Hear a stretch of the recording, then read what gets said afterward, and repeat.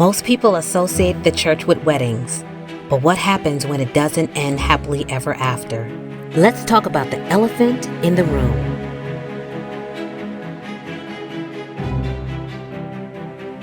Unhappily ever after. Hello, everyone. Welcome to another episode of The Big E, the Elephant in the Room. My name is Melissa, and my host. I'm Jackie. And today we will be talking about unhappily ever after, divorced or separation in the church. So we have two wonderful guests that joined us today. We have Gia Evans, and we also have LaBecky Rowe. This is a topic that can be very uncomfortable, but we have noticed over the years that there are a lot of broken families that are in the church. So we thought we would bring this topic to the forefront due to all of us have experienced this situation, and we thought this would be a great topic to discuss our various views and actually our experiences of what we dealt with being divorced or separated in the church. So to just get started, we're going to start with our host, Jackie. Jackie, if you can just go in and tell your personal experience of what took place or what you dealt with in the church when you were going through your marriage and then became separated and divorced. Sure. Again, thank you everybody for viewing. Thank you guests for being here. Thank you so much, Melissa, for that intro. So yes, I was married, happily married. So I thought for 11 years. I have two children, wonderful children as a result of that. In the process of that divorce and separation, of course, the separation started first. There was a lot of emotional turmoil. And I know a lot of people at the church that I attended started to ask questions. They're like, okay, is everything okay? Is everything all right? And I'm like, no, not really. Can't y'all help? Can anybody help? Because I'm crying out for help. Long story short, I had a few people who really got in here and tried to help us with our situation. We had a lot of interventions actually, and I forever grateful for them. They live in North Carolina now. They really stepped in and tried to talk to my former spouse, talk to me, try to get some help. I mean, really, really had that type of glue that they were trying.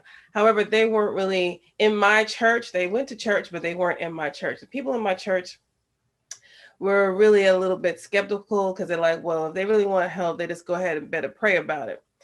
Go ahead and pray about it, then maybe it'll be fixed.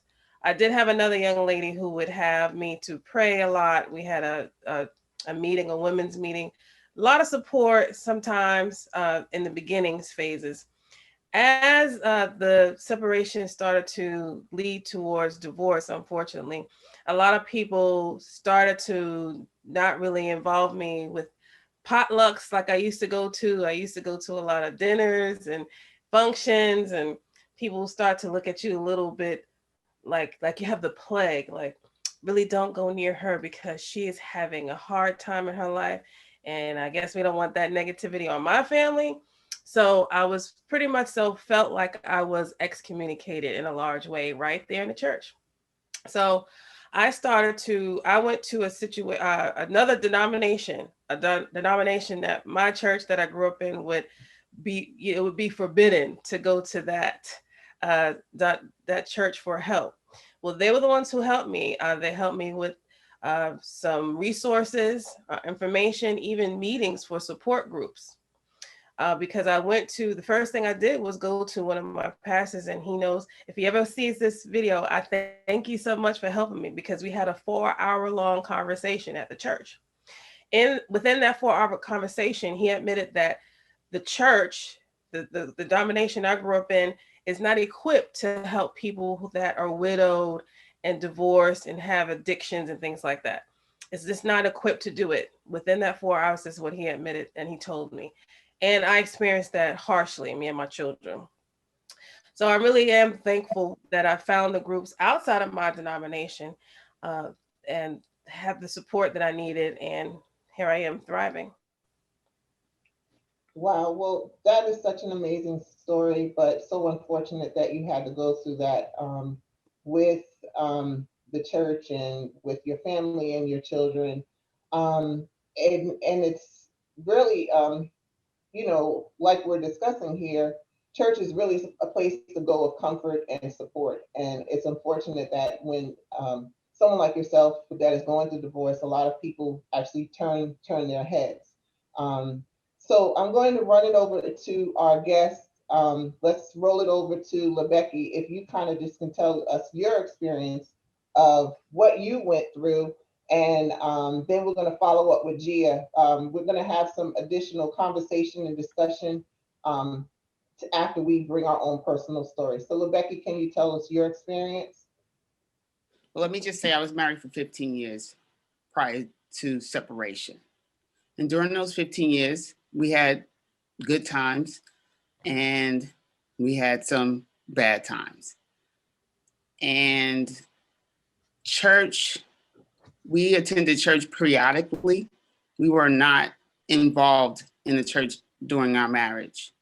But there's one thing that stands out for me when I think about my marriage.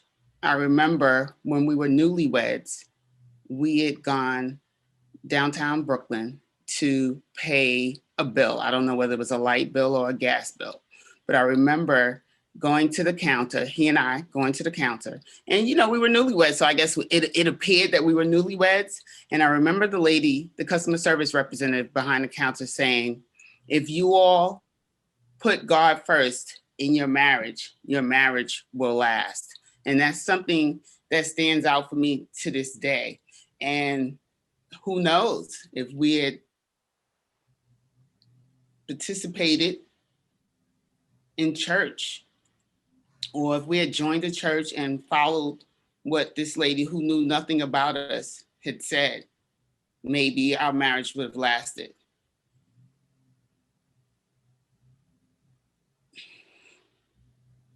Marriage is not always easy, and it takes two people to want to make that marriage last.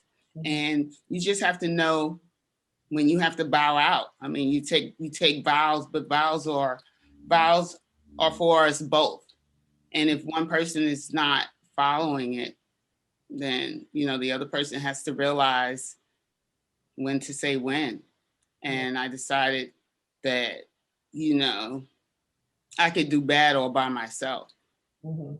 And it's not that he's a bad guy, but he had the direction he wanted to go in, and I had the direction I wanted to go in, and there was no medium. So I had to do what I had to do. Mm-hmm. Well, thank you so much, Rebecca, in expressing that. And I think a lot of sometimes relationships miss that missing piece is really putting God first and Yes. putting him at the forefront of marriages.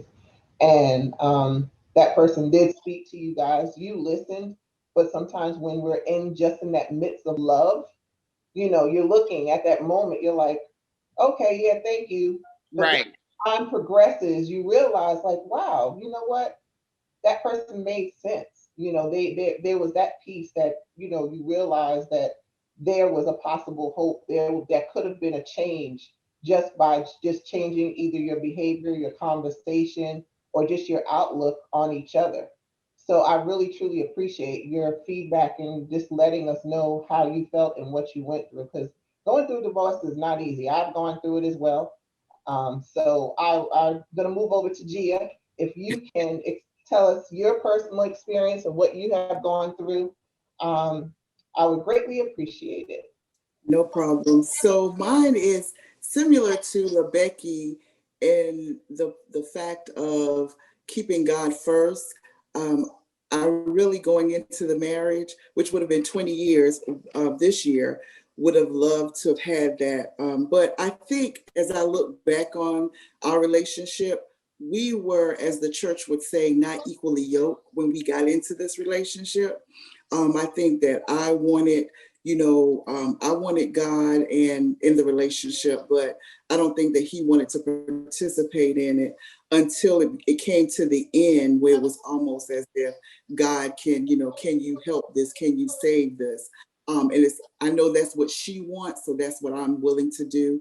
And like LaBecky stated too, it was hard. It was sitting there going, do you want to break up this family? Will it become a quotation broken family?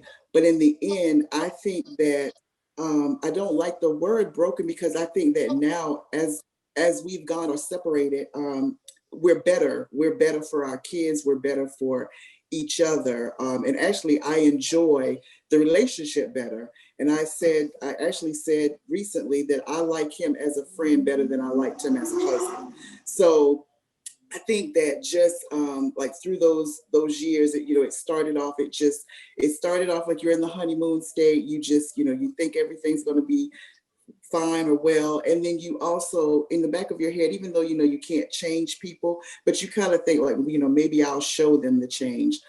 So with me, that's and with the church, I would say that I was always the one going to church. I was always the one that participated. He would come periodically visit, but it was always me. So I felt like I was the one throughout the marriage trying to fight for whatever it is we were going to have. So I think that my situation, the church was there with resources, but it's hard when you only have one person coming up to try to fight for it. So, very supportive from my experiences with the church. Not a lot of, I feel sorry. I kind of felt like sometimes it was, I feel sorry for her. But I do feel like I did have that, support from the church. And, to this day, now it's more of, how do you move on from divorce and separation? Okay. Well, thank you for telling your experience as well, Gia. And like you said, Gia, it takes two. And if you're the only one that and the only one that is going to church, the only one that's, truly trying to make a difference and set the example for your children, and that other spouse is just, not really on the same page, it can cause confusion. Can cause a lot of conflict and hurt in the family. And I can testify that to my own personal experience, being formerly married and divorced. I was married to my former husband for about 7.5, almost 8 years. And I was, he knew I was very active in the church. He knew I was very involved, and he would come occasionally. And then eventually he did start coming a little bit more because we did have a basketball team. So he, wanted to be on the basketball team. So he started attending because it got, close to the guys, and it just, flowed. So I started getting happy, not realizing it was more for the camaraderie of hanging out with the guys for the basketball tournaments, and instead of really being there. But in my mind, I was just like, man, he's going to church. This is great. Right. Eventually, actually got baptized, um, and they even made him a deacon in the church. So I was excited. I'm like, yes, this is great. This is going well. And then, of course, things just shifted. Why did it even have to get to this point? But we're looking at it in a standpoint of saying God doesn't make mistakes. He does things to protect us. He's there to try to just bring us to be able to grow, become more knowledgeable, and and be more aware of what He feels is best for us. Because not everything that we do is for us, but He sees in the long run, that it's certain situations have to be put to a side for us to be able to heal and grow and become stronger as women. And this is not just for women; these are men too, because men go through heartaches and divorce and situations as well, and they're in broken situations as well. So, with that being said, I have a question. Why do people treat individuals, like we're going back to that? Why do people inside the church, why do they really treat individuals that are divorced and separate? Why do they feel it's necessary to treat them differently? Anyone want to take that? I think sometimes people really don't know how to respond. And so in not knowing how to respond, you just don't respond at all.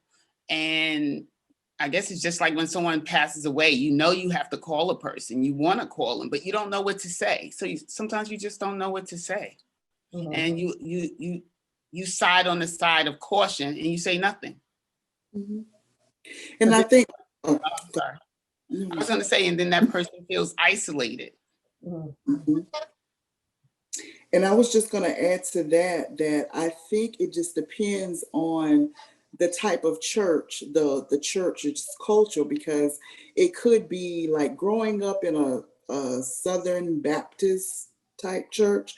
You know, some people take Bible verses and they twist it in and make it to what, you know, it should, how it fits their situation. And so, you know, they may say stuff like, you know, oh, a woman should, you know, not be divorced. People should not be divorced.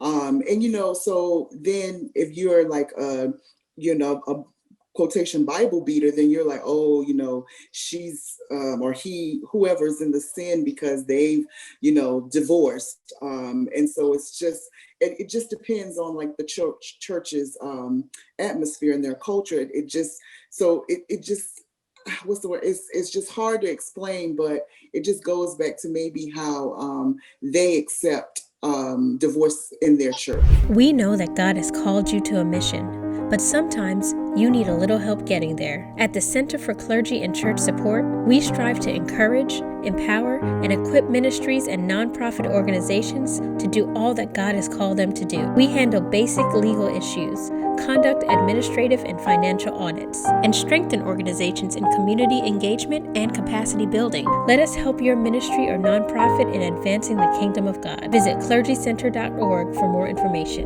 Divorce is not supposed to happen in a Christian household.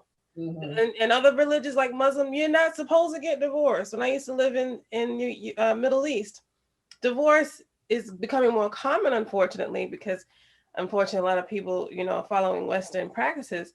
But divorce is not supposed to happen. So you're not equipped. How are you equipped if it's not supposed to happen? So the church, in my opinion, face reality, like I've said before, this is happening. Divorce and widowhood, widowship, widowers which is the same thing as loss, in my opinion. You have to accept what is and equip yourself to accompany the body of Christ. Mhm. I want to touch on something that Jackie said. Jackie, I had a family member tell me the same thing, that I should stay with him because you know what you have, but you don't know what you're going to get. That was unacceptable for me. And I'll say, as Gia said, he and I are now the best of friends. You know, we had a spiritual household. We believed in God. We just did not attend church on a regular basis. But we prayed. We know who God is and we recognize him for who he is. But for the family member to tell me to stay with him just because I'm married to him and you know what you have. No. Yeah. LeBecky, I can vouch for that too. That happened to me as well. And it was a family member. And I said, they said, just stay with him. Let your child, you know, so they can be with you. And I said, but I'm not trying to be, you know, but you rather, like you said, Jackie, God forbid I was being like you said, my butt was being beaten. You want me to stay despite all, emotionally, mentally, psychologically, despite all. But, you know, and like you said, they're just they feel in their heart, they're doing the right thing. Not to discredit what they're doing, they're trying to do because they want the best for you, but they're not on the inside. Right. They really don't know. They really don't know what you're really going through. Correct. And that, even like you know, y'all all saying on the same thing, no one fully understands what you're going through unless you're in that actual situation. When you're in that situation, it's a whole different story. Because you put up with a lot before you decide to leave. You Yeah. don't just leave at the beginning of things going awry. No, you leave after a long term or a long time of putting up with the same stuff over and over again, and then you make the decision. Yeah. And you know, we all take our vows seriously, because you know, if had I still been married, I would have been married 31 years. But he and I are good friends. We separated when at the 15-year mark, and we divorced some years later, about 5 years later. But yeah, a lot of times the elder people will tell you, well, I've had elder people say, stick with the devil you know. And I'm like, why do I want to be with any devil? And so, and then I've also had people say, well, why don't you just wait until your kids get out of school and then leave, and then it'll be like a, and then so, you know, I always say, like, why should I have to settle for being like people? So that's one of the things that I always had to say, you know, no, I want to have my peace now. And then LaBecca, you were touching on you don't leave at the beginning. I think sometimes we've emotionally left and then we physically leave like years or sometime later. Like we've emotionally left a long time ago, but then we just physically do it later. I like that. That's true. That's true. So, ladies, what do you think as any individual that's of leadership, pastor, or just anyone of leadership that is going through a situation maybe like us? Do you think they should stay in a relationship because they're a leader and they're setting the example for their congregation, or do you think it would be wise for that person of leadership to just say, you know what, I'm walking away because this is the best for me, despite what everybody else may think and feel? I would definitely say don't. I think by being a leader, you let people know of your, you know, I'm not say weaknesses, but your challenges. So, you know, trying to hide, I would respect a leader more for just being transparent and, you know, allowing me to see their vulnerability. So I would say definitely don't. So Becky, your thoughts? As a leader, folks are looking to you. And so we, as a people, we know that everything is not perfect, right? And like Gia said, when you're vulnerable, it helps, it may be helping someone else who might be in the same position and undecided about what to do. So sometimes we have to be vulnerable. We have to tell our story. We have to share because it can help someone else. Leaders have their problems too, with family, children, friendships. Yeah. We're all human at the end of the day. You just happen to be the person leading in whatever way you're leading.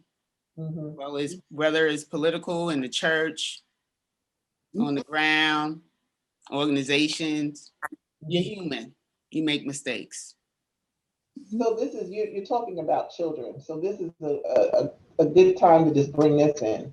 When it comes to children dealing and seeing their parents going through a separation or a divorce, I've noticed there's really no support in the church for young people. And I know, Jackie, you were going to have one of your children to kind of tell their experience. So can you just tell us briefly what they were going to possibly may say today?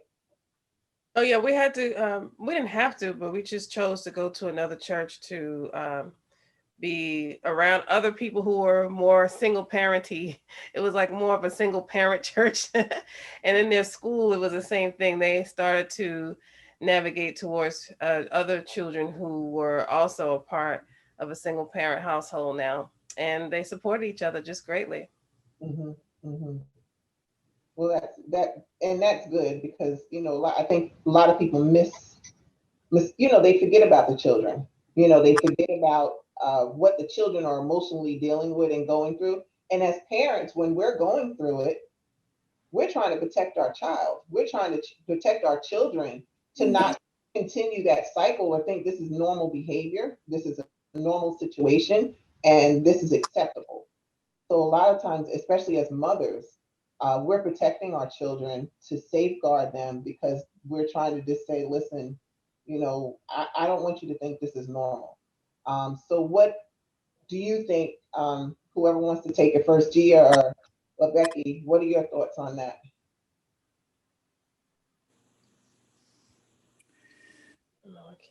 I would say in regards to the children, you do want to protect them. And what you were saying, Alyssa, as far as, showing them that this is not normal. For me, I could say that I wanted my children to see what healthy relationships look like. And it's healthier now because we're not together than when we were together. So I wanted them to see that. So I didn't want to, keep them in something that was not good for anyone. Like, if I wasn't gonna, if I were to stay in the relationship and it was not gonna allow me to give them everything that I could give them, like emotionally, physically, whatever, I didn't want to do that. So I think a lot of the choices, some people stay with their spouses because of the kids. I think mine was, I decided that we needed to separate this relationship because of the kids, because I wanted that for them. I wanted them to know what healthy parents look like. And unfortunately, the conversation that I had to have with them is that we may not be together, but they can see that, with a result of us not being together, we are both healthier and happier for them. Mm-hmm. So that was my experience for the kids.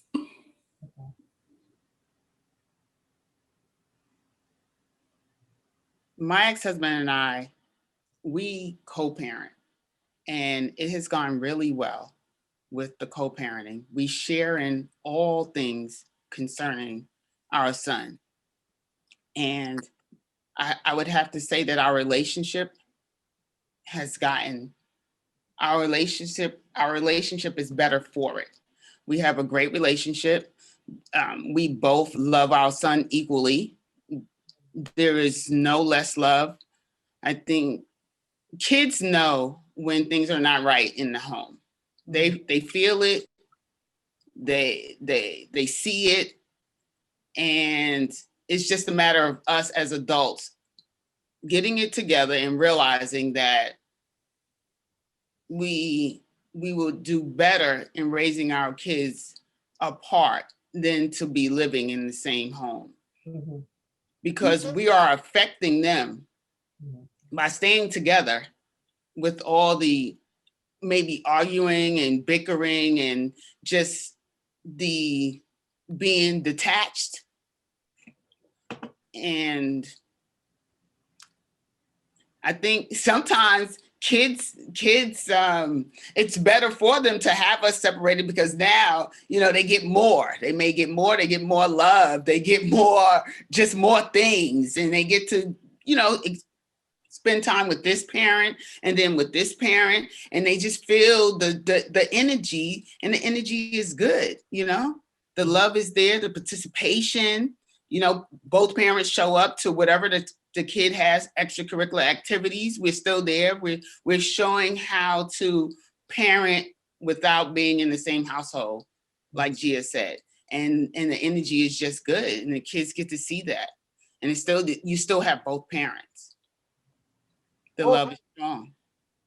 Well, ladies, I just want to thank you so much today for expressing your experience on your former relationships and just really, truly being transparent with us. That's what the Big E, the elephant in the room, is all about. Just speaking your truth and just letting people become more aware and knowledgeable of various issues and concerns that are going on in individuals' lives. So we just thank you so much. Thank you so much, the audience, for watching the Big E, the elephant in the room, where we speak about the unspeakable.